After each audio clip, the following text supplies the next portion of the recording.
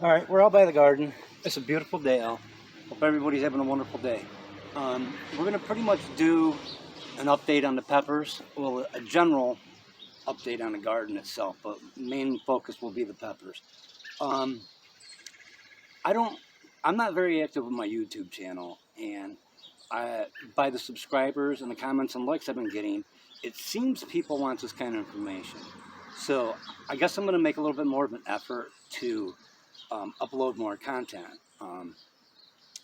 One of the commenters, and I don't remember his name on one of my videos, he made a point about some of the methods he noticed I was doing. And the book that he quoted from was a book called Joy Gardening by Dick Raymond. Now I'm going to give the book a plug. It's one of the first books I read, so he was right. He hit the nail right on the head. It's a great book, so anybody beginning gardening that just wants to get into it and doesn't know where to start, this really is a great book for step one, do this. Step two, do this. So I will give that as a recommendation. So it's kind of interesting that the guy did pick up on that, because it does form the basis. It's kind of the heart of how I garden is from that book. I've read a lot of books. I've tried a lot of methods. I have quite a bit of knowledge on the subject. So if anybody's got questions or wants to know why I do certain things the way I want to, just shoot them down in the comment section and I'll get to it. If I don't know the answer, I can generally point you in a direction for the right answer. But I'm not going to get into it too much, because if you really are interested in a lot of this, just get the book Joy Gardening, and it'll kind of be obvious once you go through that book when you look at my gardens and some of the methods I do. The Garden Way, who published the book, is a company who used to make Troy-Bilt rototillers, and I'm a huge Troy-Bilt guy. They used to make them in Troy, New York, and it's just one of the things that kind of attracts you to the machine when it's made in the same state you live in, as far as maintenance and stuff like that and parts. And it's one of the best machines there is for gardening. We're gonna get in the garden here in a minute. We're gonna go over these peppers. We're gonna show some people, because there did seem to be a little bit of concern on when we're plucking the blossoms and removing the fruit, about stunning the plant, shocking the plant, setting the plants back, all that kind of stuff. And those are honest questions. But the last video I shot was maybe 3, almost 4 weeks ago. And this is kind of why it's going to be a really good update to that, to show how far along these plants have come and that they're already setting peppers out in that amount of time. So let's get in the garden and I'll show you guys what we got going on here. I'm using the camera on my phone, so it's probably going to get a little shaky, but let's take a walk in here. All right, this first pepper, the first pepper in a row is a pepper called Etiuda. I'm not sure if I'm pronouncing it right. It's spelled E-T-I-U-D-A. It's a Polish heirloom pepper. They say, and what I read, that they said that they were citrusy sweet, so they're going to be interesting. Look at that. It's already almost the size of my hand. Got to be a half a dozen peppers on that plant already. I shot this video not even a month ago, people. You know this. These are now loaded. These plants are shading the ground out. These plants, the purpose of shading the ground out is to help suppress the weeds, hold moisture in, and all that good stuff. And you can see there's barely any ground showing here.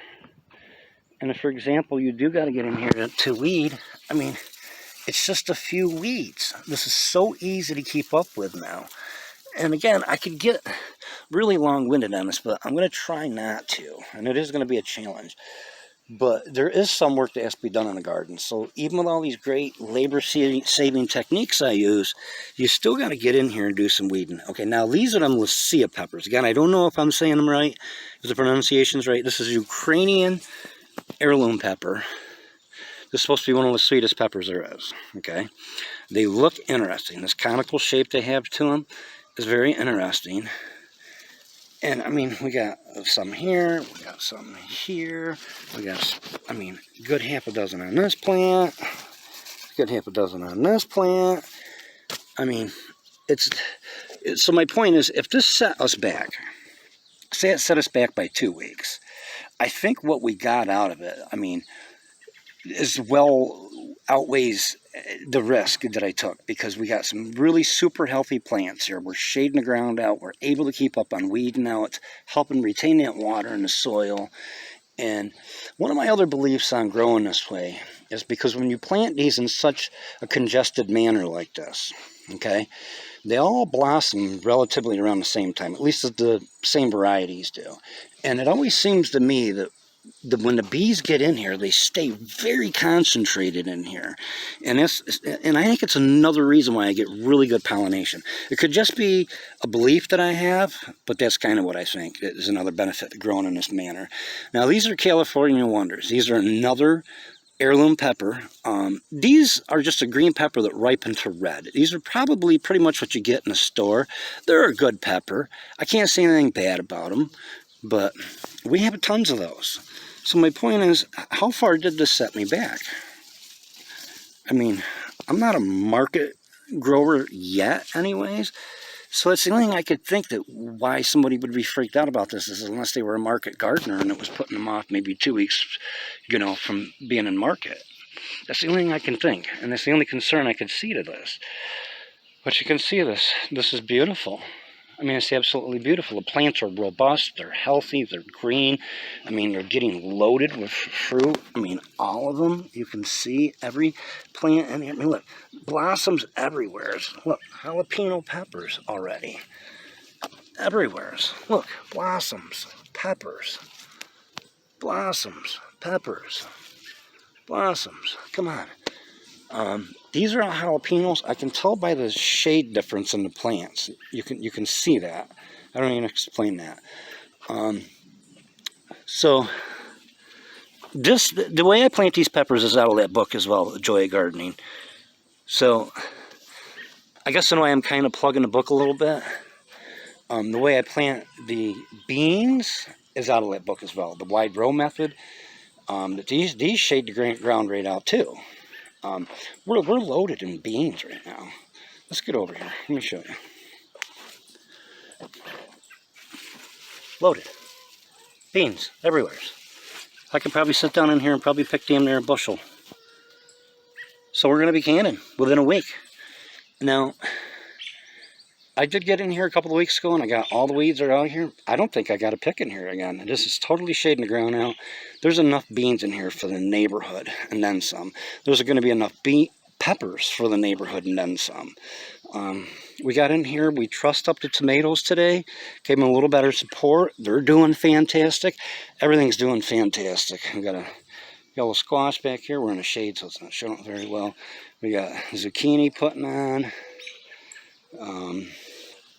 We got these honeycomb hybrid cherry tomatoes. They're just laying out clusters of tomatoes already. You can see that. Just massive clusters. I'm hoping I'm going to have some stuff to sell in here this year. But everything's doing great. The focus was on these peppers, and I kind of wanted to address the one commenter that made the point about the book Joy Gardening. He was right. It is the basis of how I garden. So if anybody wants to start in gardening and wants a good book to start with, that's the book to start with. Amazon still carries it. And it's just fantastic. It's a great book. Dick Raymond, everything he wrote, I read. I loved everything he wrote. He just came off really well in his writings. I've seen some videos of Dick. I would have loved to have spent a day in the garden with him. I really would have. Very knowledgeable man. But these peppers are doing fantastic. So that really addresses, I'm gonna set you down over here in a minute, but that addresses everything. You can see the onions popped up from the haircut I gave them last time. You see the peppers are shading the ground out. Tomatoes are doing wonderful. I can get into a lot more things on here, but I'm going to try to keep the video somewhat short. Let me set you down, because I'm probably shaking. Because I get questions from people, and I guess at the point, because of how long I've been doing this, they seem silly sometimes, but they're not silly if you don't know the answer to them. But even with all these labor-saving techniques, there is some weeding you do have to do. One of the tools I use, if people aren't familiar with it, that is a great tool for weeding is called a stirrup hoe. It goes by a double action hoe. Some people know it as a hula hoe. It's all the same tool. When the peppers are smaller and I can get around them with a hula hoe. Same with the tomatoes. I can get around them with a hula hoe. And I can get up and down one of these rows in 15 minutes with a hula hole and keep it weeded out pretty well. And then if I do got to get close to the plants, then I just get on my hands and knees and we pick by hand. It's not a big deal. There is some work that's got to be done. But I think this is all simple. Okay, so as it seems there's interest, I'll try to make an effort to upload more content for people. I appreciate everybody that's liked, commented, and subscribed so far. I guess I shouldn't be surprised that people in this day and age want this kind of information, and it's not going to do me any good if I die and take all this information with me. So I'll share anything I know from any of the reading I've done, from any of the techniques I've tried, and why I do stuff the way I do it, why it fits into my general scheme of things. But other than that, I guess I've gone over what my intention was to go over, which was pretty much these peppers. You see that? It's wonderful. I don't spray pesticides on those. I don't even like fertilizer in on those. I mean, it's like I said, get that book. It doesn't really get any simpler. Okay. I appreciate the support from everybody that subscribed already. Yeah. Everybody have a great day. I'm done here.